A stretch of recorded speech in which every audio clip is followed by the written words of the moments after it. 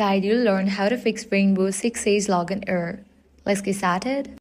If Rainbow Six Siege is not letting you log in and you are seeing errors like ban for cheating on Ubisoft Connect, simply follow these steps. In most cases, this problem happens when Ubisoft Connect servers are down or under heavy load. Try launching the game as you normally would, and if it fails to connect or shows a server error, that's your first sign that the issue is not on your end.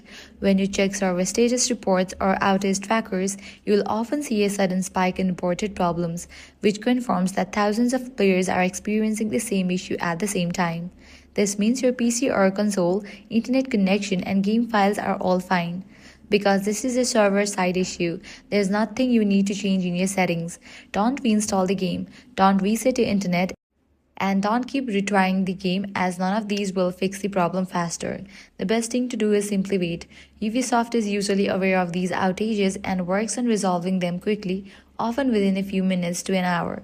Once the servers are back online, the error will disappear on its own and you'll be able to log in and play normally again. And that's it. If this explanation helped you out, do not forget to like, share, and subscribe.